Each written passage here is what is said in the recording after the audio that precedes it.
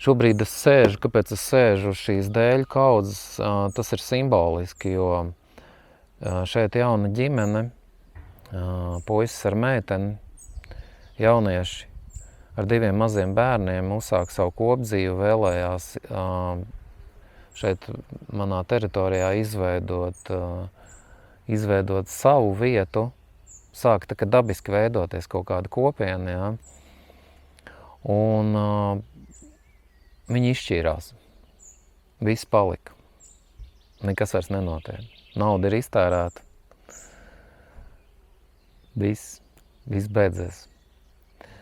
Un es mēģināju palīdzēt, cik es varēju savest kopā šos cilvēkus, bet no malas to ir grūti izdarīt, sevišķi pašam, kaut arī milzīga dzīves pieredze aiz muguras. Tomēr, ja tu neesi savā dzīvē 100% realizējies, vismaz vairāk gadu garumā šīs te kaut kādas saskanīgās attiecības, tu nevari palīdzēt otram pārim, ja tu esi viens. Un uz to brīdi, kad viss šī situācija risinājās, es biju viens. Viens es ar saviem dēliem dzīvoju, bet tas ir savādāk, jā. Tev jābūt partnerim, lai tu vari realizēties ar savu partneri kopā, un tikai tad tu vari palīdzēt citiem. Tāpēc šis ir simboliski, jā. Šis ir faktiski Latvijas stāsts.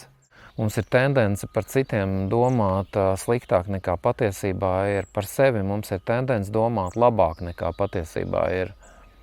Un tātad šis te iekšējam paškritiskumam ir jābūt klātesošam. Un, lai cik tas dīvaini neizklausītos, kaut arī es visu mūžu esmu darbojies tieši saistībā ar meditatīvām, enerģētiskām, ezotēriskām praksēm, es tomēr sevī pašā nebiju izmainījis kaut kādas tādas vairākas raksturu lielumus, ja, kuri patiesībā bija visbūtiskākie, lai būtu šī te harmoniskā dzīve kopsakarībā ar savu partneri. Es redzu to, cik daudz manī pašā ir tādas bloķējošās programmas, kuras ir gadu simtos stiprinātas. Visās manās karavīra dzīvēs un šajā inkarnācijā es esmu nevis ticis no viņām vaļā, bet tieši otrādi vēl vairāk viņas stiprinājis. Un tas ir noticis pret savu gribu neapzināti. Jo ir jāsaprot tas, ka mēs jau pēc savas būtības neviens neesam sliktie. Mēs esam labi savā dvēselē. Bet mēs rīkojamies, bieži vien mēs rīkojamies atžgārni. Mēs runājam par labām lietām, bet rīkojamies atžgārni pretēji tam, ko mēs runājam. Un te ir tā fiška par to domu, vārdu un darbu saskaņu. Nevienmēr mums ir šī te domu, vārdu, darbu saskaņa. Un bieži vien mēs paši sev melojam un uztaisam sev miglu. Mēs dzīvojam tādā kā ilūzijas vidē. Mēs dzīvojam tādā ilūzijas pasaulē, kur mēs esam iztēlojušies to, kā ir, bet vai patiesībā tā ir? Un var gadīties tā, ka patiesībā nemaz nav tā, kā mēs esam iztēlojušies. Var gadīties, ka tā realitāte ir daudz kailāka un skarbāka nekā mēs domājam par sevi, mēs domājam par citiem. Jo šajā sabiedrībā ir tā izveidojusies tā situācija, ka visi citi ir vainīgāki par to, kāds es pats esmu patiesībā. Un tātad tikai partneru attiecībās ir iespējamas šīs te korekcijas, jo ar tiem cilvēkiem, kuri mums ir vistuvāk, tikai ar tiem cilvēkiem ir iespējams kaut kāda miedarbojoties, ir iespējams kaut kādas korekcijas. Piemēram, tanī brīdī, kad man gribās vienkārši iekraut vai kaut ko sliktu pateikt, tas ir tas brīdis, kad tu vari mainīt šo te scenāriju, kur arī programmas mainās. Tanī brīdī, kad ir sarežģīta tā te attiecību situācija, nevis rīkoties pēc impulsa, bet ar šo te iekšējo jogas un elpošanas palīdzību tu tā kā nomaini šo te noriju, šo te krupi. Jo kas tad ir ego? Jau ir tas, šis te egocīts, ja, pārspīlētais mūsu paša egocīts ir tas, kurš ir apvainojies, kurš grib dot pretsparu, kurš grib kaut ko sliktu pateikt. Ja. Ja tu tanī brīdī viņu tā kā savāc savas dvēseles rokās, tanī brīdī tu maini šo realitāti. Un no šīs destruktīvās programmas paliek jau tikai daži procenti. Tad būs nākamās reizes, kurās tev būs iespēja atkal šajā sarežģītajā krustceļa momentā, kur tev gribās atkal kādam krāmēt vai kaut ko sūdīgi pateikt, ja, tanī brīdī tu atkal sevi savāc, ja tu ieraugi šo, savāc, un šī programma kļūst vēl mazāk. Pietiek ar 3, 4, 5 reizēm, kad šī programma vienkārši tiek transformēta, izzūd un pāriet tavā spēkā. Tu kļūsi spēcīgāks mentāli un garīgi spēcīgāks, jā, ar to, ka tu sevi esi pārvarējis, ka tu esi kļuvis pretim nākošāks, ka tu esi kļuvis labestīgāks, labesīgāks. Tad tas mainās. Bet tas ir caur piespiešanos. Tas nav tā, ka pats no sevis viss notiek, ja, tā kā viss forši sakārtojās, ja, viss tur Dieva rokās, tad jau viss pats sakārto. Šitā te visu mūžu es dzīvoju, ja, ar tādu domu, kad viss pats no sevis sakārtosies. Pats no sevis nesakārtojās šādas lietas, kas ir saistītas ar personisko attīstību un iekšējiem blokiem, viņas paši no sevis nesakārtojās. Vai nu tev palīdz no malas kāds mentors, jā, tā kā šajā gadījumā, piemēram, Matīs ar Inesi palīdz ieraudzīt sevī kaut kādas tās destrukcijas un izmainīt. Jā. Vai nu tev partners, un partners tev cenšas katru dienu uzrāda uz šīm te niansēm un vājībām. Jā. Tikai viņš to dara sāpīgāk, viņš to dara nepatīkamāk, jo tu esi viņu sevi ielaidis, un tev ir ļoti nepatīkami, ka tev urda kaut ko tādu uzjundīja augšā visu laiku. Jā. Tas mūsos mītošais ideālisms par to, kad tagad es kaut ko sabiedrībā baigi labi varēšu izdarīt, tur izveidot jaunu kaut kādu politisku organizāciju vai kaut kādu savu biznesu, uztaisīt vai vēl kaut ko citu, kaut kādu izglītības skolu vai vēl kaut ko, jā. Tas viss finālā atdurās pret vienu tādu fundamentālu patiesību. Un šī fundamentālā patiesība ir tu pats, kā personība, cik tu jūties harmonisks un saskanīgs sevī pašā, cik tu spēj sev disciplinēt uz kaut kādām darbībām ikdienas dzīvē, kas ved uz attīstību, uz veselību un tā tālāk. Un nākamais ir tavs partners, tava draudzene vai tavs draugs, sieva vai vīrs, jā. Jo kamēr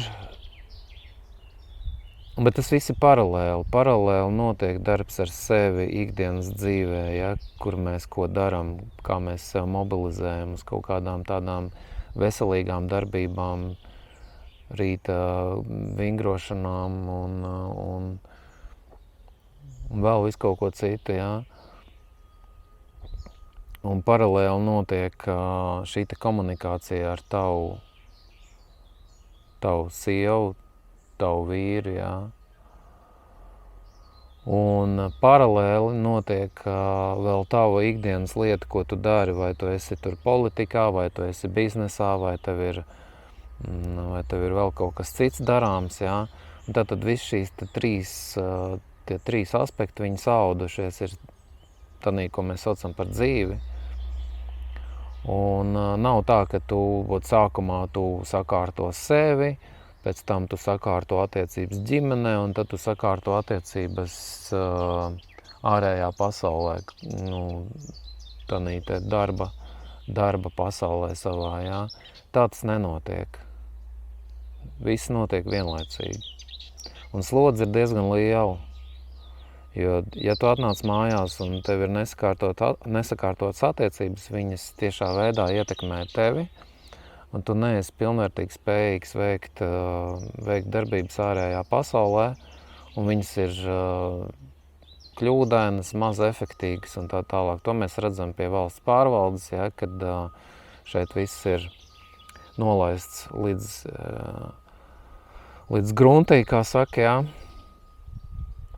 Un es esmu 100% pārliecināts, ka tie cilvēki, kas vada visus šīs valsts lietas un viss, kas saistīts ar to, viņiem pašiem ir milzīgas problēmas viņu pašu iekšējā pasaulē un arī viņa attiecībās ar tuvākajiem cilvēkiem. Lūk. Un ja kādam nav tādas problēmas, tad viņš viens tur neko nevar mainīt, jo ir ievērta vesela sistēma apkārt, kura ir destruktīva. Tāpēc nav nekādas jēgas šobrīd neko jaunu veidot, nekur mesties iekšā, neko mēģināt mainīt, kamēr mums nav sakārtotas šīs partneru attiecības. Jo visa šī nesakārtotība, viņa turpināsies smalkā līmenī. Tas viss ietekmēs mūsu darbību arī plašākā mērogā. Jūnijā, tagad 16. no 16. līdz 26. mēs esam Spānijā atkal ceļojumā. Šobrīd, ja kādam ir vēlēšanās, var ielikt vēl tajā mūsu ceļojumā, jo šis ceļojums ir tieši par šo destruktīvo programmu pārveidošanu. Šis ceļojums ir, mēs vienlaicīgi braucam atpūsties, relaksēties, un ar šo relaksu un atpūtu mums būs tāds visu laiku iekšējs darbiņš ar sevi. Un ja kādam vēl ir vēlēšanās, var ielikt šajā mūsu ceļojumā, vēl ir iespēja nopirkt vēl biļetes.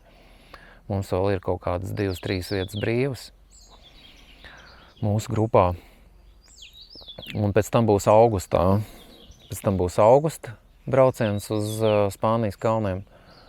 Un pēc tam būs septembrī, oktobrī, jā, tā kad vēl ir iespēja, bet šis būs tāds tā kā pirmais mūsu tāds kopīgais brauciens un sadarbība un darbs ar cilvēkiem, var teikt, jā. Mēs būsim klātesoši tiem cilvēkiem, kas brauks ar mums, kas grib arī kaut ko mainīt savā dzīvē. Un visticamākais, ka šo informāciju es nepublicēšu šo braucienu. Iepriekšējais brauciens, kur es biju ar savu dēlu un saviem draugiem, ja, to jūs varat apskatīties, tajā apakšā būs saite uz šo. Tāpat arī reklāmas saite uz šo braucienu apakšā būs. Bet šajā braucienā es filmēšu tikai konkrētu cilvēku, un šī informācija nebūs izplatāma internetā. Jo tas ir tā kā individuāls materiāls, kurš katram tiks sniegts kā pievienotā vērtība. Cilvēks tiks uzfilmēts sākumā, vidū, beigās. Tiks salikts kopā materiāls par katru no šiem braucējiem, ja viņi to vēlēsies. Ja nevēlēsies, tad tas netiks darīts. Jā. Lūk, kā tāds atskaites punkts jau tālākai, nākamai, jau sakārtotākai dzīvē. Jā. Tāpēc, jā, ko es gribu teikt, kad mūsu klubiņš, Matīs un Ines klubiņš, ir par šīm savstarpējām attiecībām un šo attiecību uzlabošanu. Un mēs visi esam procesā. Gan Matīs ar Ines nav nekādi tur super guru līmenis, jā, baigie kaučeri, jā, tur, avatāri svētie, jā. Viņiem visu laiku paralēli notiek procesi, tā kā mēs, piemēram, ar Eviju, mums ir savu procesi, Matīs ar Ines mums palīdz kaut kā šos procesus iziet, un viņos pašos automātiski, kad tu palīdzi citiem, automātiski tevī pašā arī notiek kaut kāds jauna līmeņa, tu pacelies uz kaut kādu jaunu līmeni, un arī ieraugi kaut ko, arī kaut kādas traumas paceļās, jā. Gan viņu starpā, gan mūsu starpā, gan apkārtējā vidē kaut kāda sarosīšanās notiek, jā. Jo paralēli tam, kā mēs sev paceļam mūsu tajā apziņas laukā, jā, paralēli notiek arī apkārtējās vidas izmaiņas. Tas notiek automātiski, dabīgi tas ir. Ja dabīgi mēs ar savu lauku uzreiz pārklājam apkārtējo lauku, viss mainās. Tā kā tā. Paldies par uzmanību, ar Dieviņu sanācām, ar Dieviņu šķiramies līdz 16. 26. jūnijam. Mēs esam Spānijas kalnos, retrītā, kurš ir par attiecībām, kurš ir par saskaņu. Sākam no sevis, sākam no savas ģimenes. Paldies par uzmanību.